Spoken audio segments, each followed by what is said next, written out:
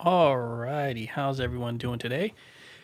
This is Hell's X Gaming coming to you with another PvP training video.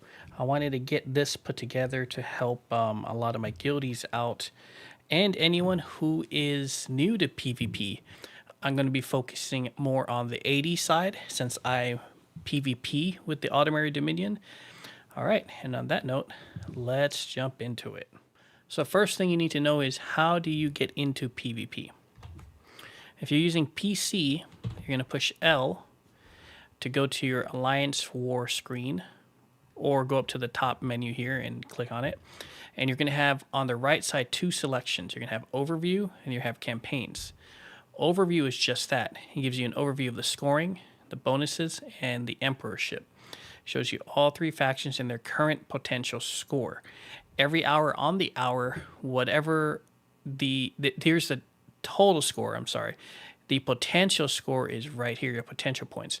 Every hour on the hour, when it says next score evals in 41 minutes, whatever that potential score is, it will get added to the overall score. And that's how you can tell when the campaign ends in 30 days, who the winner is going to be is whoever's on top. Your tier rewards. The max level tier is 3 on your reward tier. If you have level 3, then you are going to get the maximum reward benefit when the campaign ends. First and second place factions have a chance of getting gold jewelry, and that jewelry you can actually sell. Things like Mara's Bomb Ring, which sells pretty high. You're somewhere between 160k to 200k gold. So you can definitely get that as a reward at the end of the 30 days. But again, only first and second place factions have a chance of getting the gold jewelry. And it pulls it from the roughly, I think it's the top 15% or top 10% on the leaderboard. To see that leaderboard, you can go to Emperorship, and it'll actually show you your top 10, and it'll also show you your current place. Now, this has to deal with which campaign you're homed in. So homing a campaign will give you a couple advantages. One, it'll allow you to see the entire scoreboard live, right, for that said campaign that you're homed in. If you go to any other campaign and you want to check the scoreboard there, you actually have to go into the campaign to see what the score is. For instance, Greyhost, I can't see what the score is because I'm not home there. I'd actually have to travel to Greyhost, go to the overview, hit scoring, and then I have to hit the drop-down menu, and it'll say local campaign at that point. You'd be able to click it, and then you can see what the score is there. But again, in this case, I'm homed in Blackreach. The bonuses show you what bonuses you have currently in that campaign at the moment.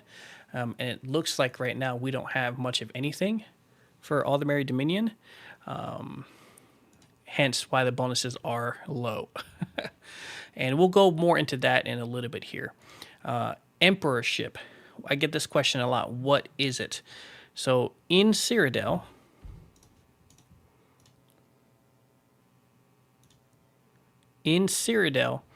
there are 6 Emp keeps, as that's called. So you've got Robeck, Alessia, Blue Road Keep, Chalman Keep, Alswell Keep, and Fort Ash. In addition, you do have 3 outposts: Nickel Outpost, Sejanus Outpost, and Bleeker's Outpost. The faction that's able to capture all 6 Emp Keeps, which are these 6 castles that are surrounding Imperial City, because here's Imperial City, So the faction that is able to capture all 6 of these Emp keeps, not counting the outpost, you don't need to capture the outpost, but the outposts do give you a really nice res point and rally point. So if you're able to take those, that will help. But in order to Emp someone on your faction, all you have to control is all 6 of these Emperor keeps. The person who's on the number 1 on the leaderboard at that moment, meaning the person who has the highest AP points or alliance points, will then be emped, and they will get the Emperorship. What does the Emperorship come with? Well, it comes with a couple things. It does come with a pretty cool costume. I happen to have it myself. It's called the Emperor's Regalia. And there is what it looks like right there in all its glory. The Emperor's Regalia. Now, I actually have ESO Plus, so I can change the color scheme. So I went with full-on gold. I mean, because why not? But that is the Emperor's Regalia. In addition, you'll also get a couple Emp buffs.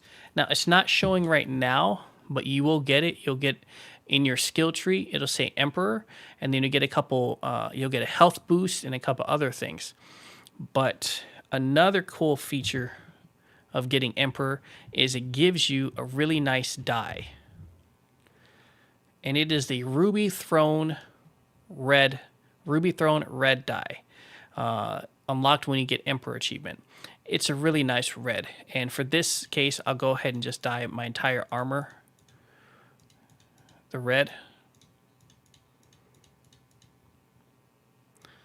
And it just, I love it. I think it looks really nice for a particular red. It's like a darkish red, ruby red, hence the name Ruby Throne Red.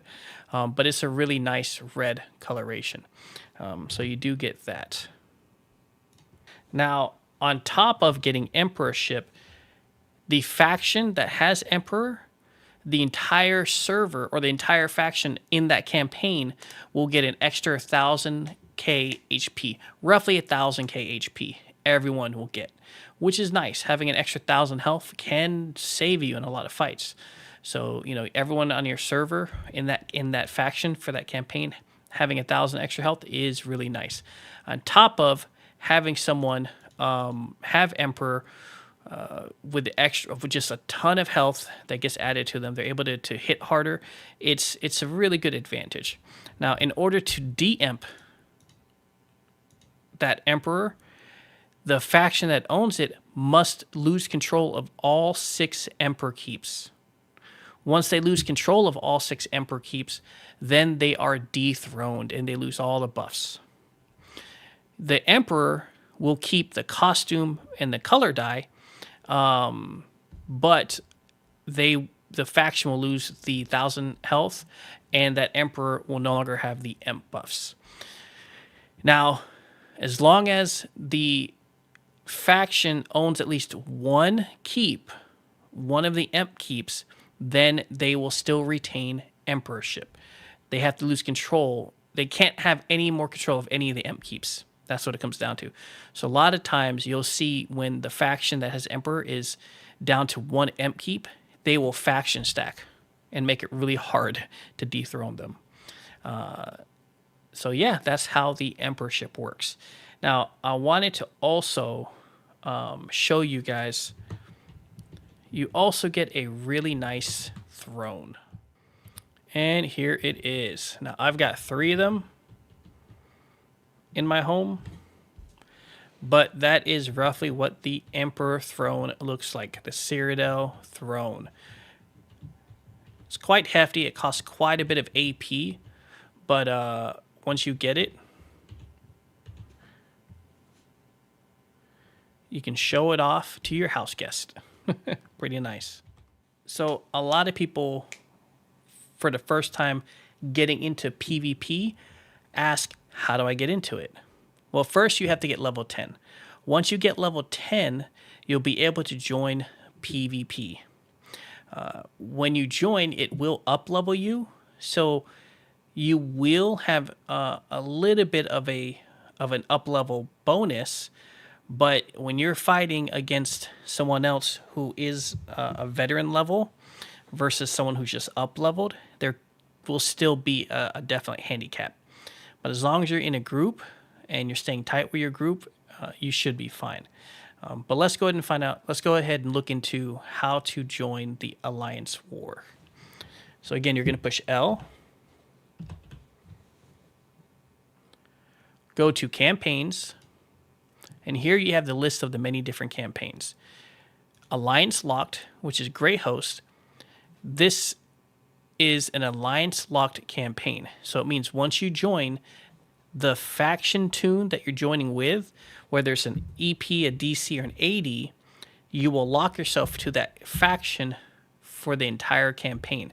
So anytime you try to join this Grey Host Alliance Locked faction, you'll only be able to join with that faction tune, whether it's AD, EP, or DC, for the remainder of the campaign. You can change next campaign. You can use a different faction tune if you want, but again, you'll be locked for that 30 days. Standard no CP, it's not locked, so you can join with whatever faction you want at any time, but it's no CP, no champion points. Raven Watch. Standard, which is again not locked, but it is CP allowed, Blackreach. And your below level 50 campaign. Again, not locked. You can join with any faction tune you want. Ice Reach. The other zone, which is more of a PvP mixed with PvE, is Imperial City.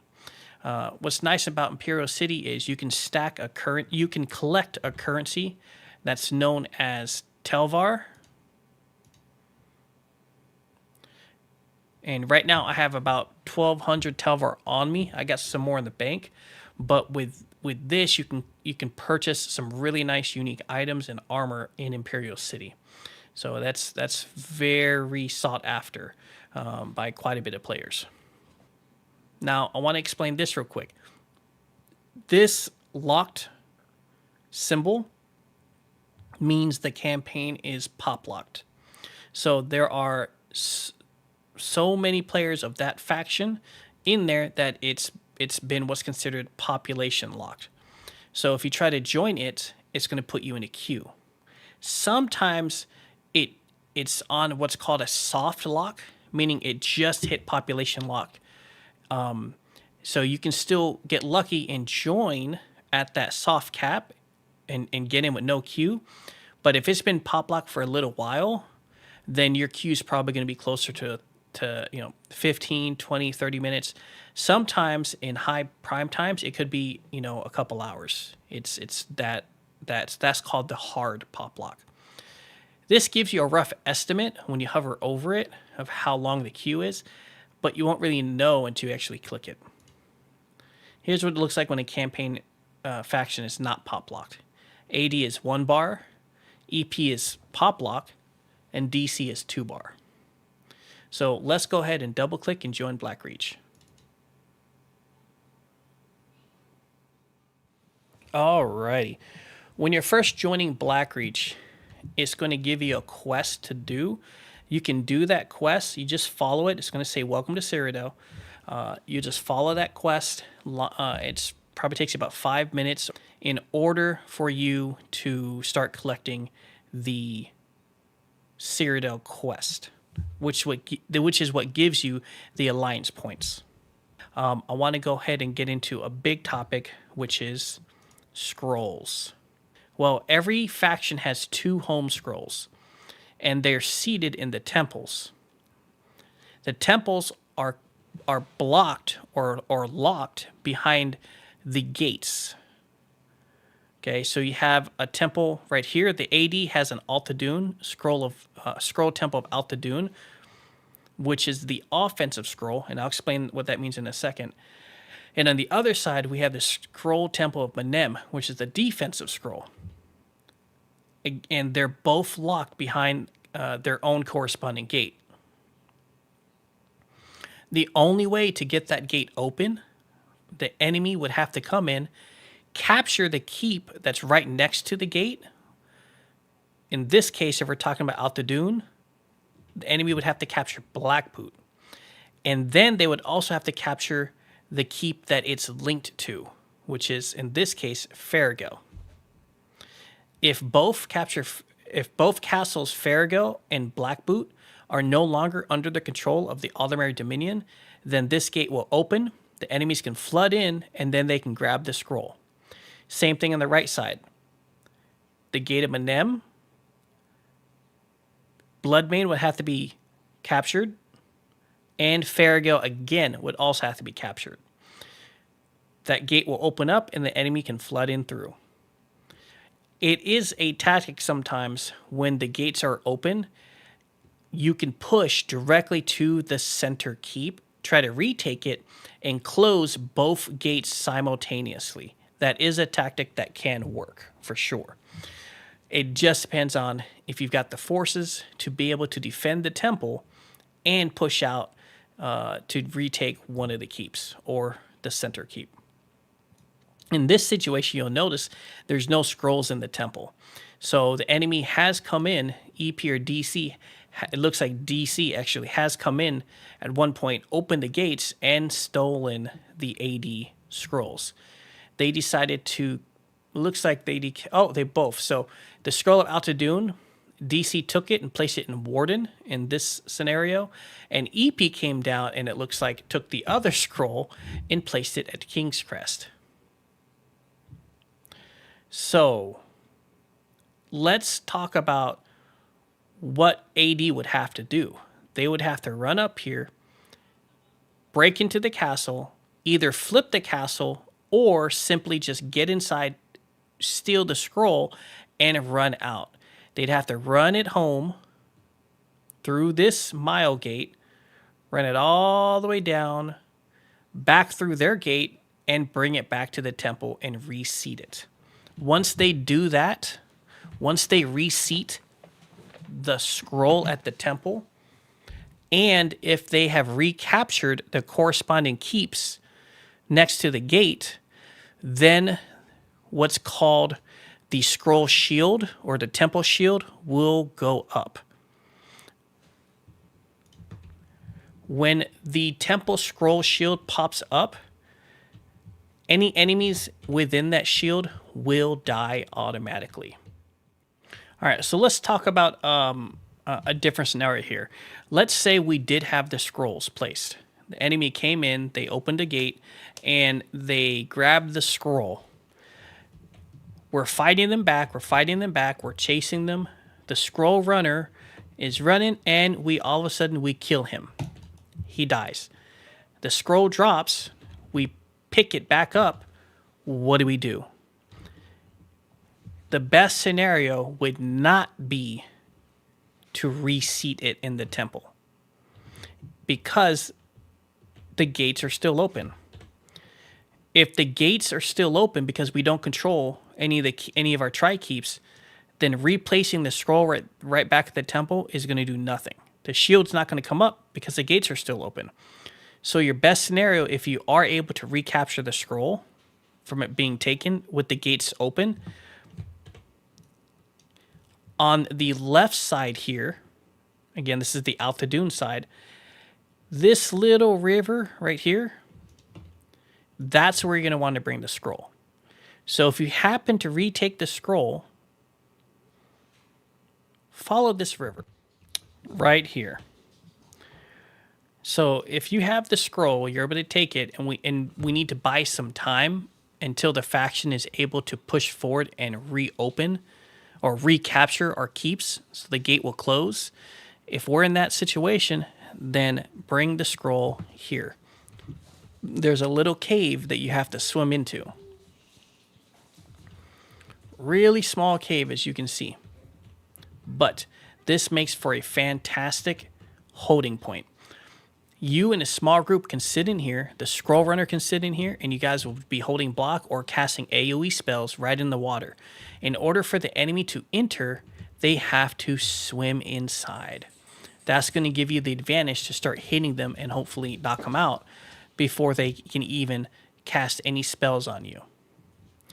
the enemy can place some siege out here to try to hit inside, but it is extremely hard to do so. So again, you're still going to have the advantage if you needed to buy some time for the faction.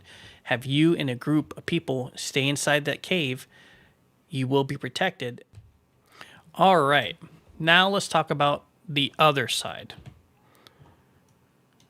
The Temple of Manem and the Scroll of Manem. Again, this situation, AD does not currently have their scrolls, so we're going to pretend that we still do. Scenario is the keeps have been taken, the gate is open, the enemy is coming in. They happen to get to the temple, kill all the guards, grab the scroll, and now we go after and chase. We're chasing. We kill the scroll runner, we grab the scroll. What do? It is not best to replace it in the temple because, again, the gates are open. We need to buy time. So if you're on the right side, the best situation, the best scenario is to come right over here. Last time was on the left side, Scroll Out of Doom. We followed the river to the little cave. Here, the right side, the Temple of Manem, Scroll of Manem, we're going to take the scroll right around here, and I'll show you what is there. So here we are. Just south of the temple, west of the gate, of the east gate, is the siege training yard for AD. So here you have all the different sieges laid out that you can actually test on training dummies and see what they do.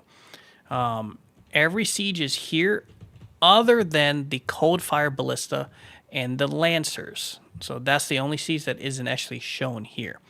But why this is an important spot to bring the scroll if we need to buy time is because of this beautiful tower right here. If you're the scroll runner, come to this tower, get inside, you get a group of your friends in here, and you sit and protect the scroll. You wait. You are trying to buy time until the AD faction is able to retake one of the keeps to close the gate. What makes this an advantageous spot to hold the scroll is because the enemy would have to get out of combat in order to interact with the door. So if you got Nightblades out here, or you have a group of people out here fighting anyone trying to reach this door, they're going to get them in combat and they cannot interact with it. And the moment they do interact with it, there's going to be a slight delay. So you'll be able to throw down your AoEs and keep doing damage on this door and hopefully knock them out before they even have time to respond. So this is a great spot to bring a scroll if we're trying to buy time. Now, real quick, let's talk about scroll placement. You've got the offensive scroll for AD, the Scroll Out of Doom goes here. The defensive scroll for AD, Scroll of Manem, goes here. When we have it seated, we will get a small offensive buff. Here will be a small defensive buff. The offensive scroll is orange. That is how you know which scroll it is. It's orange. The defensive scroll is purple. In addition, you can tell which faction scroll it is by looking at the tips on the outside.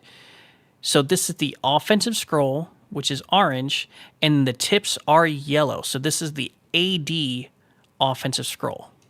Over here, offensive scroll, but the tips are blue. So this is the DC offensive scroll. Right here, offensive scroll, but it's red. So this is the EP offensive scroll. And as well here. Defensive scroll, purple, but its EP tips are red. AD scroll, defensive, tips are yellow. For the campaigns, the scroll placement can differ. For Blackreach, the DC scrolls you typically want to put in your two back keeps. So Black Boot and Bloodmane. And you want to keep them color matching.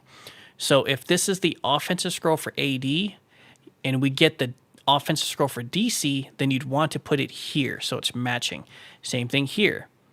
So this is the defensive scroll, then you'd want to put the DC defensive scroll here as well.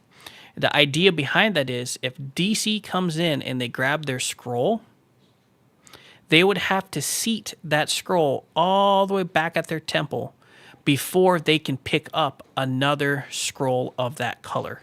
Okay, that's important. Again, in order for any faction to pick up another faction's scroll, they have to have seeded their own scroll of that color. So that's why it's nice to put the same colors on the same side, because it gives us time to be able to push back up, take control of the keep, and close the gate while they're running that scroll home. Otherwise, if it was a different color, they can just come in and take both and run them both up if they had the other one. If we have the EP scrolls, you normally want to put them in Brindle and Robeck. The idea behind that is you're making them have to run as far as possible to try to get those scrolls. Farragel, you typically don't want to put anything there, but there is argument to be made there, because if we were to put one of the scrolls there, AD could focus on just protecting that one keep, and that would also keep both gates closed, so our home scrolls would also be protected, and we'd have 3 scrolls no matter what. So there is a strategy there if there's enough AD online to defend it. All right, let's talk abilities real quick. For group play, you want to get your HOTS. We always preach HOTS. HOTS is an acronym for Healing Over Time Spells. You've got the Resto ability, Regeneration, morph to Radiating Regen.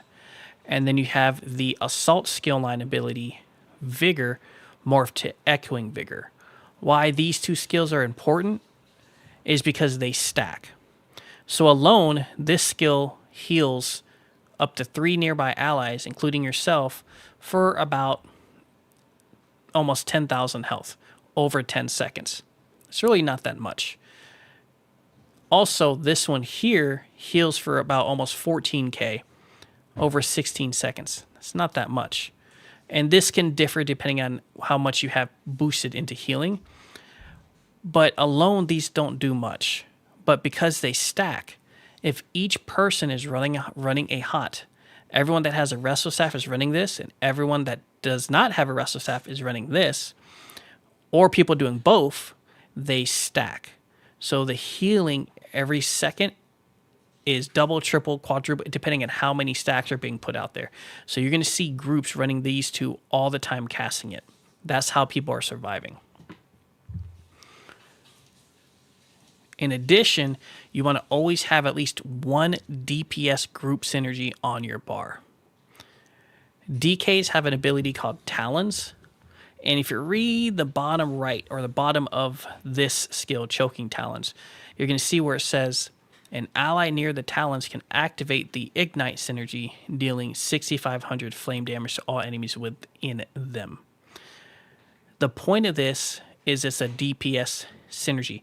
You're putting it out there so that someone in your group can hit it and do damage. It's free damage. All they have to do is activate it. If everyone in the group has at least 1 DPS synergy on their bar, it will make pushing in and fighting the enemy a lot easier, because they will die a lot faster, which is the point of PvP. In addition, you'll see a lot of groups, a lot of raid leaders request that their frontline people have proxy debt. Proxy debt is located under the Assault skill line. It's Magicka Detonation morphed to Proxy Debt. What this skill does is it puts an 8-second bomb on you that blows up when that 8 seconds is over. And if you read it, it multiplies the damage depending on how many people are within its radius that it hits.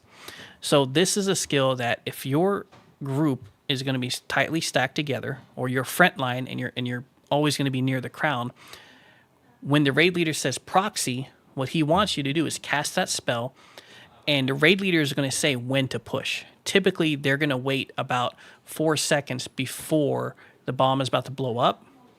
Of that 8 seconds, they'll wait 4 seconds, and then they'll push in.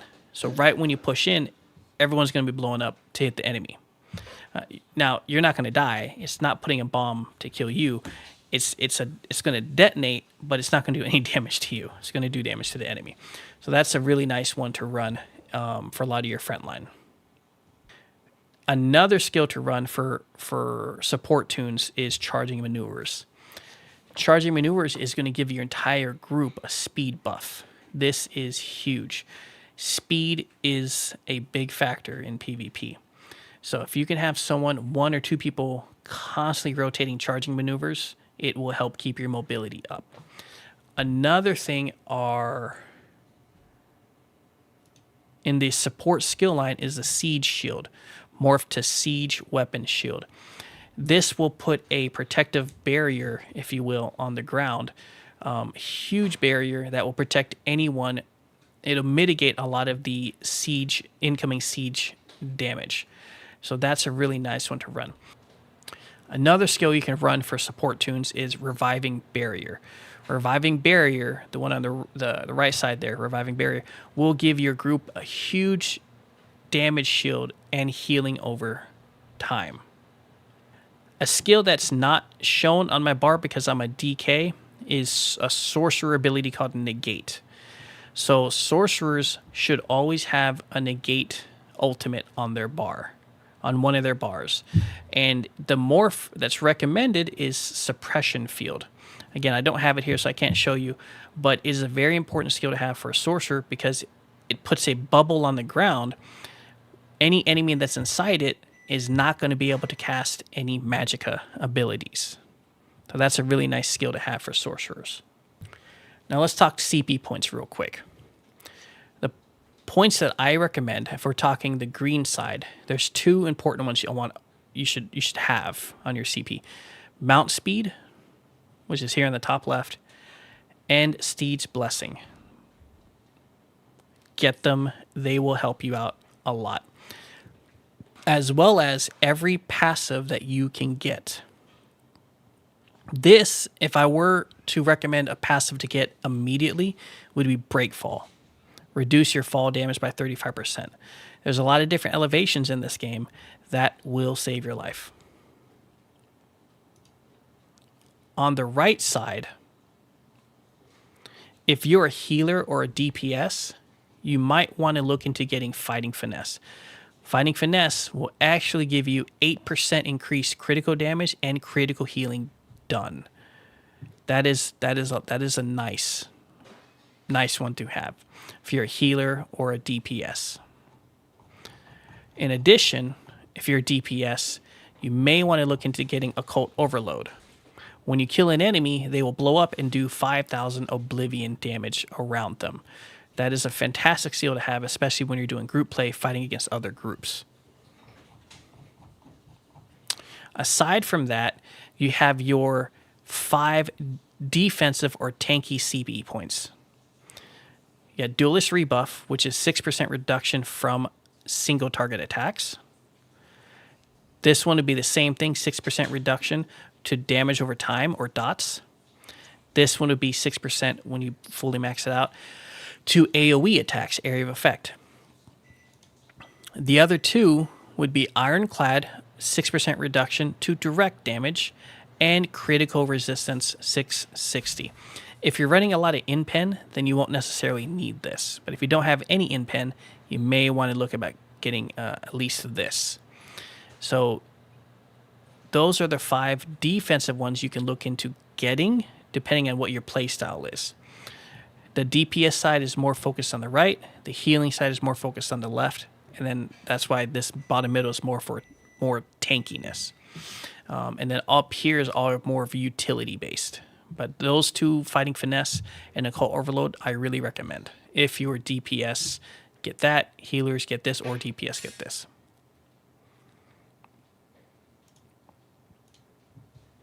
On the right side, if you're build uses a lot of damage shields, you're going to want to get Bastion. 15% increase effectiveness and damage done to anyone that has a shield, damage shield. That is a must-have if you're playing a lot of damage shields. Another one to get is Celerity. Celerity is a fantastic skill to have. It's free 10% movement speed, no matter what. Get it. It's a must-have. If you're running low on resources, Refreshing Stride is a nice one to have because it gives you an extra 500 to health and magic recovery while you're sprinting. That is a nice one to have if you're running low on resources all the time. Harden is a skill that's kind of slept on. This increases your crowd control immunity by 15% duration. The CC is 7 seconds. So when you get CC immune from getting hit from a CC, it's going to last for about 7 seconds. This would increase it by 15%. So you're looking at close to 10 seconds. That's nice. That's actually really good. 7 to 10 seconds could, be the difference between you getting out alive. That also counts for immovable pots. So if you're doing something that grants you CC immunity, that will increase the duration of that as well by 15%. So let's talk about siege and keeps. When you're coming up to a keep, imagine this is the enemy keep we're coming up to. You're typically going to have a ram team. So a group of at least 6 people that are going to be designated to be the ram team to be assaulting the door itself. The rest of the groups or the people will be range, and they're deploying multiple range siege, Dominion ballistas in this case, to do, or stone traps to do damage to the keep. For the ram team, they're going to come up to the door and they're going to place a ballista right on the door in the middle right away. Then a ram will be placed.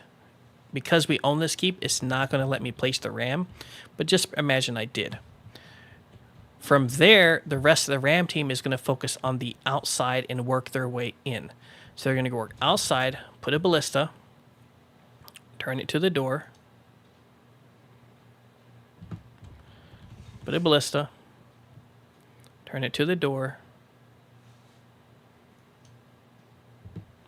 Then they're going to work their way in and get 2 more ballistas.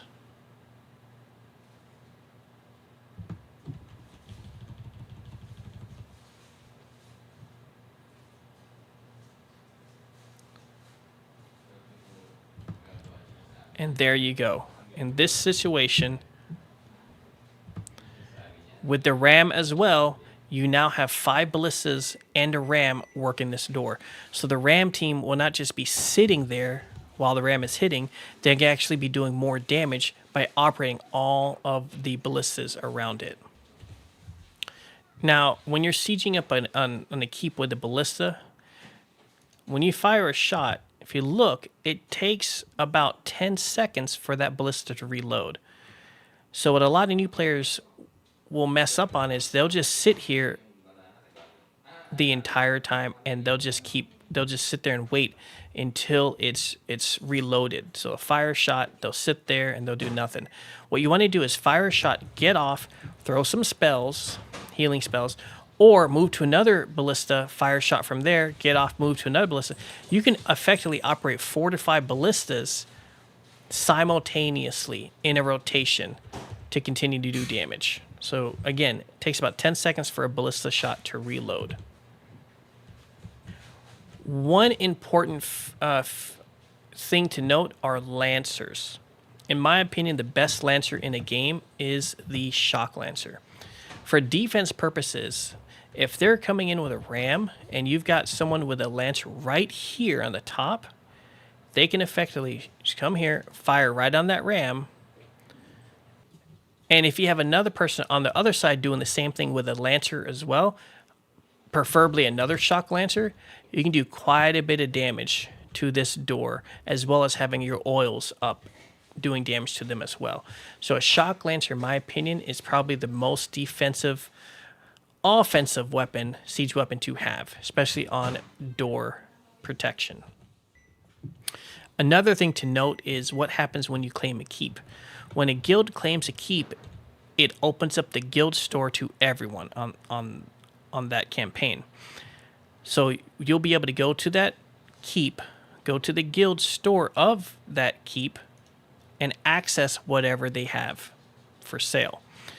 So if you're a PvP guild and you're not a trader guild, most PvP guilds don't have a trader. So this is one way for them to have a guild trader for free, just by claiming a keep. If you're trying to make some money in the PvP side, what you can do is actually stock that guild trader with PvP items like tri-stat potions, for example, or poisons, or PvP gear. You can put all of that inside of your guild's store, and then when your guild claims a keep, you can promote that in zone, and people will pay. They'll pay prime gold for that because it's right there, and they don't have to leave. Resources. Each resource does a specific thing to the keep that it surrounds. A farm will buff the NPCs around the keep, as well as the NPCs at the corresponding resources. A lumber mill will buff the doors of a keep. The mine will buff the walls of the keep. So in this situation, EP just came and took the farm next to this keep. So now the NPCs around the keep and at the resources are going to be weakened. If they did the same to the lumber mill and the mine, then the walls and the doors would be weakened as well. AP multiplier. If you own all three resources, when the siege or the battle is done, you will get a ×3 multiplier. If you only own 2, you get ×2, and 1 is just ×1. But one strategy of getting high AP is when you're on a defense, if after the defense, after you guys have defeated the enemy, before the keep unflags, quickly push out, spread out, and try to get the resources. I want to talk real quick about the add-ons. What is a preferred PvP add-on? There's one add-on in particular I highly recommend everyone to get if you're doing PvP. That is the RDK group tool. RDK group tool. Some people don't like to get that because it is a heavy add-on to get. Once you download it and you activate it, your screen is going to be filled with a lot of stuff. It would take you somewhere between 20 to 30 minutes, maybe longer if you've never worked with add-ons before, to get that customized to your liking. A lot of guilds have an option where they already have it preset, and what you can simply do is copy the code or the coding and paste it in the add-on file, and you'll be good to go. My guild, Óðinn's Úlfhéðnar, has that such ability. We have that option for our guildies. We have already everything preset. So our guildies, all they have to do is download the RDK add-on, go to our Discord, copy the code, paste it in the file, reload, and it's already preset with everything ready to go. Let's talk buffs real quick. A lot of players, when they come into PvP, they're not going to have their buffs situated. What separates an average player from an advanced player usually comes with the major and minor buffs that they are carrying. For instance, Camouflage Hunter is a very useful skill. It's located on the Fighter's Guild ability. It's Expert Hunter, and I morph it to Camouflage Hunter. If you read it, the bottom says, while slotted, you gain Major Savagery and Prophecy, which increases your weapon and spell crit rating by 2629. That is huge. Just by having that on your bar, in your active bar, that will happen. In addition, what makes Camouflage Hunter also good is because it is a Fighter's Guild ability. passive of Fighter Guild, Slayer, increases your weapon and spell damage by 3% for each Fighters Guild ability slotted. If you notice, I have 4 Fighters Guild abilities slotted. This is my Bomber. I have Camouflage Hunter, Lightweight Beast Trap, Silver Leash, and Dawnbreaker. 3, 6, 9, 12. I get 12% increased weapon and spell damage by having all 4 of those on my bar. In addition to the Major Savagery and Prophecy that comes from Camouflage Hunter just being on my bar. Another way to increase a little bit more damage, Lightweight Beast. This gives me Minor Force for 20 seconds. When I throw this trap on the ground and it activates, I will get, in the middle it says grants you Minor Force, which increases your crit damage by 10%. 10% is a lot. What the point of this that I'm trying to get at is there are over 50 to 60 different buffs in the game, from major buffs to minor buffs, and you can stack them with their counterpart. Major to a minor, minor to a major. You cannot stack the same major and major. So if this skill gives me Major Savagery and Prophecy, and it had another skill that also gave me Major Savagery and Prophecy, it's not going to work. Major and major, the same skill, will not work. But if I found the minor to it, and I stacked it with the major as well, that would be what's called doubling up.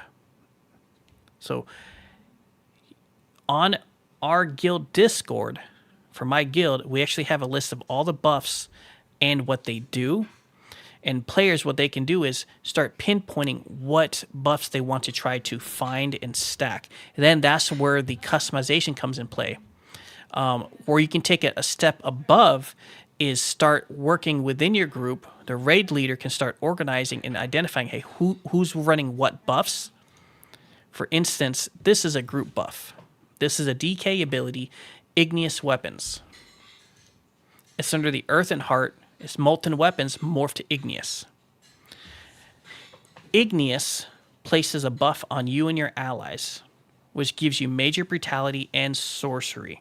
Increases your weapon and spell damage. If you notice, the other one was crit rating. This one is the damage. And it lasts for 1.2 minutes, and it's 20%. That is huge. So that's a group buff. So you as a raid leader can coordinate with your group and find out what group buffs they're actually running, and that can help not only increase your survivability, but increase your damage output of your group as a whole. The last thing I wanted to mention was synergies. Right now, by default, in order for you to run a synergy or to activate or interact with a synergy when it's placed on the ground, is the default button is X. To speed that process, if you have a mouse that has a mouse wheel in the middle, if you go to Options, you go to Controls.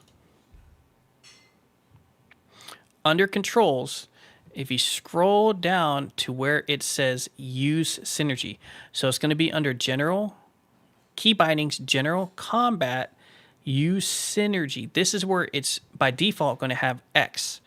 If you click that and bind it instead to the forward mouse wheel, not the back mouse wheel, but if you rotate it forward,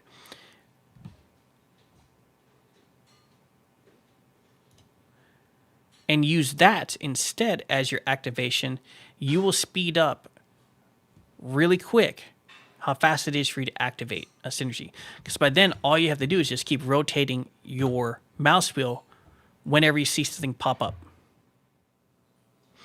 All right, and on that note, we're going to end the PvP 101 training video there. I want to go ahead and give thanks to my guild, Óðinn's Úlfhéðnar. If you're looking for a premier AD PvP guild, give us a look. We're always recruiting. We welcome new and vet players alike. If you're looking for some AD PvP in Cyrodiil and IC, you've come to the right place. Other than that, I'll go ahead and say goodbye to everyone. This is Hell's X Gaming. Thank you for joining, and I hope you like my video. Don't forget to like and subscribe. Send me some love, and I'll see you guys on the battlefield.